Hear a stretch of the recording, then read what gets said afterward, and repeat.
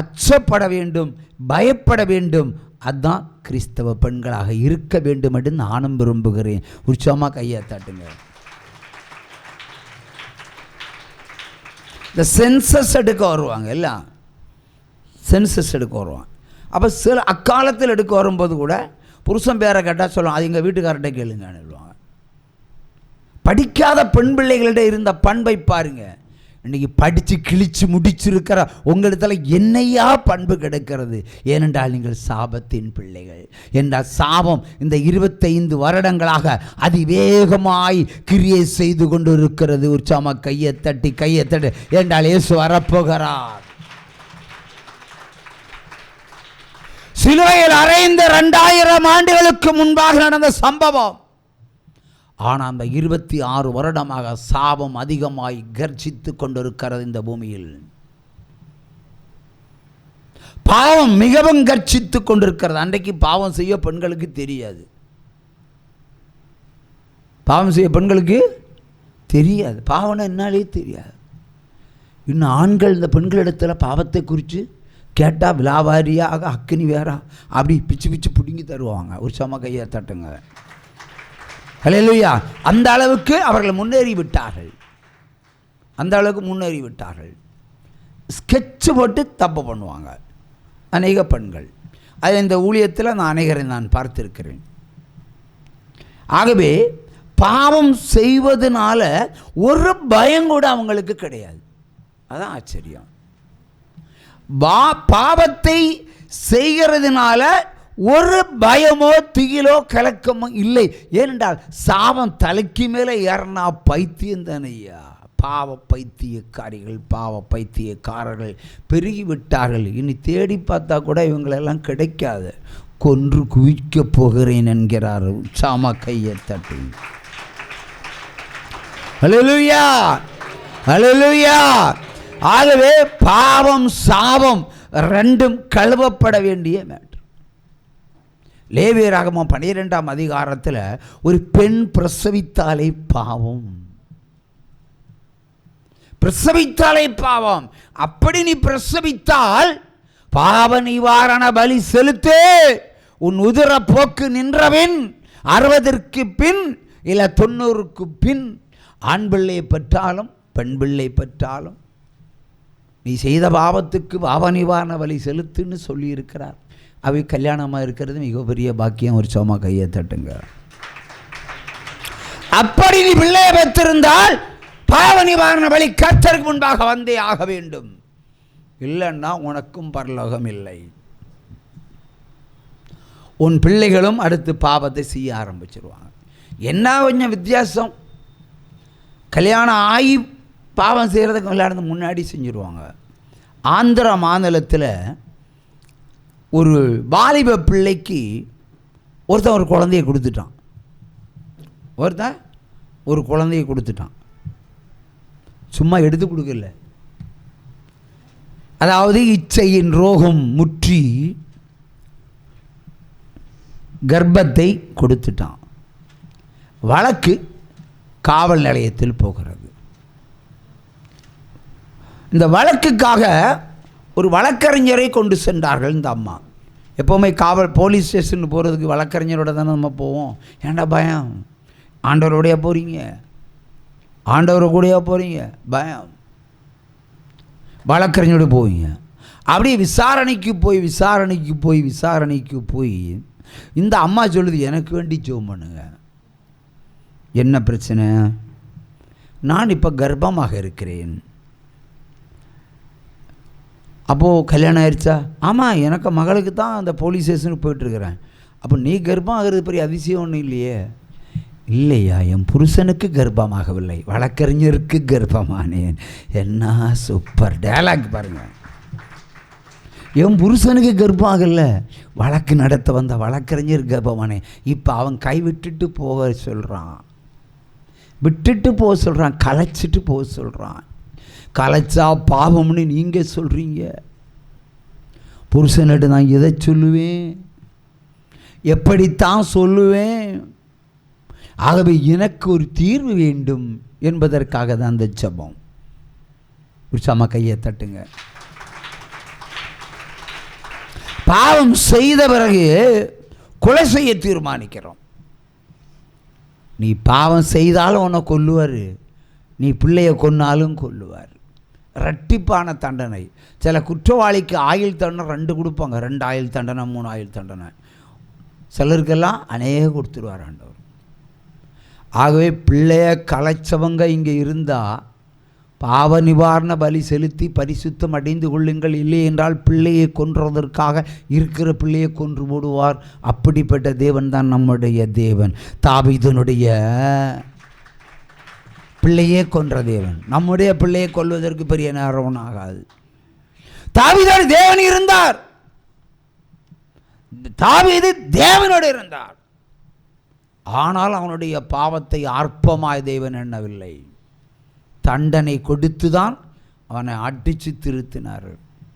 ஆகவே அந்த அடி நமக்கு கிடைச்சா தாங்க மாட்டீங்க. ஆகவே லேவியராகமம் 19:22 எபிரியர் 5:1 நீங்கள் பயன்படுத்துங்க. உற்சாகமாக கையை தட்டி வசனத்தின் மூலம் பாவம் மன்னிப்பு. நானும் ஒரு பாவ கூண்டை ஏற்றி வைத்து உங்கள் பாவங்களை விசாரித்தால் எப்படி இருக்கும்? நிறைய நாவல் எழுதலாம் இல்லையா? இந்த ஆர்சி சர்ச்சில் ஒரு பாவ கூண்டு வச்சுருப்பாங்க, ஒரு கருப்பு திரை போடுவாங்க. உள்ளே எந்த ஃபாதர் இருக்கிறாருன்னு தெரியாது. இப்போ அப்படி என்ன ஃபாதர் இருக்காருன்னு அவங்களுக்கு தெரியும். கண்ணை மூடிடுவாங்க, யார் வராங்க யார் போகிறாங்கன்னு கேட்குறதுக்கு தான் அந்த காது வச்சுருப்பாங்க. முகம் பார்க்கக்கூடாது, முகம் பார்க்கக்கூடாது. அவங்க சொல்லுவாங்க.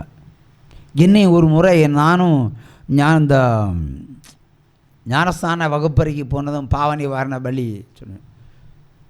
அப்போ நான் போய் சொன்னேன், ஃபாதர் கெட்ட வார்த்தை பேசினேன், உடனே பரலோகத்திற்கிற எங்கள் பிதாவையும் உடைய நாமம் அர்ச்சிக்கப்பட்டதாக உடைய ராஜ்யம் வருவதாக இந்த ஜபத்தை 41 முறை சொல்லிட்டு போயிட்டே இருந்தேன். இன்றைக்கும் அப்படி தானே நடக்குது. அது அவங்க கண்டுபிடிச்ச பிரமாணம், பைபிளில் இல்லாத பிரமாணம். பைபிளில் என்ன சொல்லியிருக்கு? பாவ நிவாரண பலி செலுத்தினால் ஒழிய உன் பாவம் மன்னிக்கப்படாது. சூப்பரா கரவோசை தான். அது ஊழியக்காரனாக இருந்தாலும் சரி, தீர்க்கதரிசியாக இருந்தாலும், அவர் தீர்க்கதரிசியாக உன்னை பயன்படுத்தலாம், ஊழியக்காரனாக பயன்படுத்தலாம், உன்னை விசுவாசியாக பயன்படுத்தலாம், அபிஷேகம் தரலாம், அக்கினி தரலாம், அவர் உன்னோடு கூட இருக்கலாம். ஆனால் இந்த பாவக்கரையை நீ மாற்றுவதற்கு பொருத்தனை செலுத்தி அதை கழுவாவிட்டால் பரலோகம் நிச்சயமாக உனக்கு மறுக்கப்படுகிறது. கையை தட்டலாம். ஒரு துளி அளவு கூட மாற்றம் கிடையாது, ஒரு துளி அளவு கூட மாற்றம் கிடையாது. பிரபலமான ஒரு மனிதர், ஒரு ஊழியக்காரர், அவர் சாவை இந்த ஊழியத்தில் தான் அறிவித்தார். இன்னைக்கு பேரை சொல்லலை.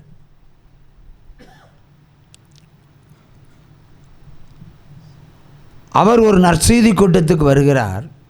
நற்செய்தி கூட்டத்தை நடத்த முடியாமல் இருதயத்தில் அடைப்பு, மூச்சு வாங்குது.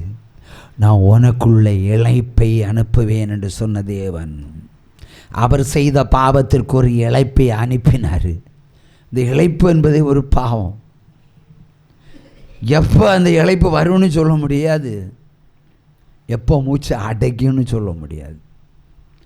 உலகத்தில் எதுக்கு மெடிசின் இருக்கா? கிடையாது. நீ மாத்திரையை பாக்கெட்டில் போட்டுட்டு நடக்கணும், இல்லைன்னா ஸ்ப்ரேயை வச்சுக்கணும், வாயை திறந்து அடிச்சு விடணும், அப்போ தான் கொஞ்சம் மூச்சு. அப்படியே இந்த இளைப்பு வியாதியிலேயே உனக்கு மரணம் வைக்கப்பட்டிருக்கிறது. அந்த இளைப்பு வியாதியை உலக மருத்துவமனை நிறுத்தி பார்த்ததில்லை இன்றைக்கு வரைக்கும். ஏனென்றால் உனக்குள்ள நான் இளைப்பை அனுப்புவேன். உற்சாகமாக தட்டுங்கள். இந்த 26 ஆண்டுகளுக்கு முன்பாக கூட 25 ஆண்டுகள் எடுத்துக்கொள்வோம். எவனுக்காவது நெஞ்சு வலி வருமா? வருமா? வந்திருக்கா? 100ல் ஒருத்தன், அதுவும் பணக்காரன் செத்தான் போ, அதுவும் வாதை அடித்து தான் செத்தான்னு சொல்லுவாங்க, வாதை அடித்து தான் செத்தான்னு சொல்லுவாங்க. அது கொஞ்சம் கொஞ்சமாக இன்னைக்கு இந்த 26 ஆண்டுகளாக இருதய வியாதி இல்லாத எவனாவது இருக்கிறான்னு கேட்டால் ரொம்ப கஷ்டம்தான். எல்லோரும் அநேகர் என்று இருதய வியாதியை பற்றி சொல்லுகிறார்கள். எனக்கு நெஞ்சு வலி இருக்கிறது. என்ன மிஸ்டர் தங்கவேல், இருதய வியாதி இப்போ இருக்கா? இருக்கு. தேவன் விடுதலை தருவாரா? உட்காருங்க. அநேகருக்கு அப்போ இருதய வியாதி வந்தால் எப்போ மூச்சு நிற்கும்னு சொல்ல முடியாது. மருந்தை அண்டர்வேர் பாக்கெட்டில் கொண்டு தான் நடக்கணும் என்றால் பயம். டாக்டர் பயமுறுத்திடுவார். புலம்பல் 3ஆம் அதிகாரம் 65வது வசனத்தை வாசிக்க கேட்போம். சத்தியத்துக்கு செவி கொடுங்க, சத்தியம் உங்களை விடுதலையாக்கும். 3ஆம் அதிகாரம் 65வது வசனம். அவர்களுக்கு இருதய வியாதியை கொடுப்பீர். கேட்டு கொடுங்கிறார். போதும், உம்முடைய சாபம் அவர்கள் மேல் இருக்கிறது. இப்போ கர்த்தருடைய சாபம் எங்கே இருக்கிறதோ மிஸ்டர் தங்கவேல் உங்களுக்கு தான், அங்கே இருதய வியாதி இருக்கிறது. உங்களுக்கு மட்டுமல்ல, அநேகருக்கு சொல்லுகிறேன். அப்போ நீங்கள் சாபத்தை கழுவணும். முதல்ல பாவத்தை கழுவணும், அப்புறம் தான் விடுதலை. விடுதலை நாயகன் வெற்றியை தருகிறார், எனக்குள்ளே இருக்கிறார், என்ன ஆனந்தம். விடுதலை நாயகன் எனக்குள்ளே இருக்கிறார், என்ன ஆனந்தம். நான் பாடி பாடி மகிழ்வேன், நான் பாடி பாடி மகிழ்வேன், எங்கும் ஓடி ஓடி சொல்லுவேன், என் இயேசு ஜீவிக்கிறார்.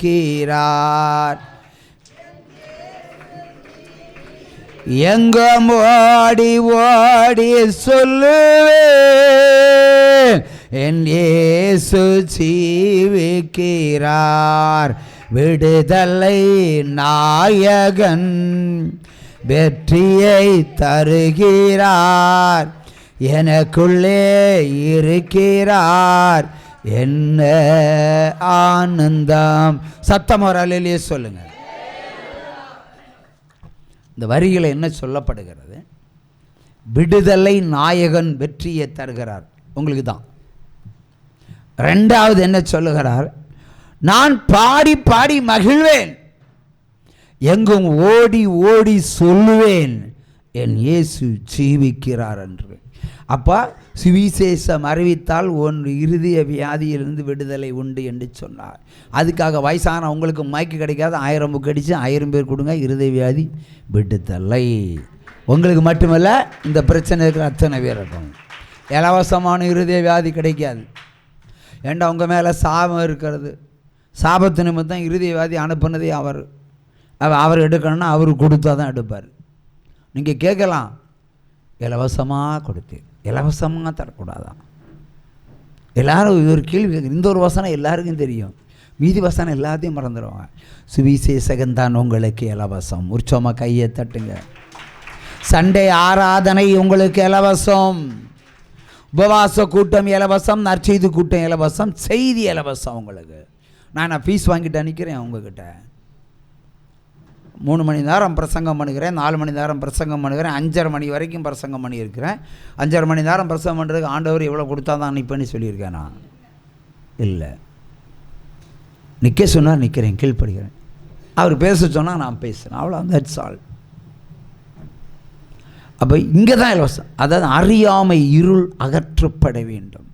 வேதத்தினுடைய வெளிச்சம் கிறிஸ்தவர்களுக்கு இல்லை, கிறிஸ்தவர்களுக்கு இல்லை. இதுதான் சத்தியம். குறிப்பாக ஆதிகால திருச்சபை ஆர்சி மக்களுக்கு கிடையாது. அதை விட்டால் சிஎஸ் மக்கள் சுத்தமாக கிடையாது. அவங்களுக்கு வசனம் தெரியும். என்ன கல்யாணம் பண்ணிட்டு இவா இல்லை இவளை நான் கல்யாணம் பண்ணிக்கிட்டு அவள் என்ன கல்யாணம் பண்ண முடியாதுல்ல. விட்டா அப்படி தான் பெண்களாக இப்போ ஆம்பளைங்களை இழுத்துக்கிட்டு போய் கல்யாணம் பண்ணுறது அப்படி தானே. சிஎஸ் சர்ச்சை கூப்பிட்டு போனாங்க.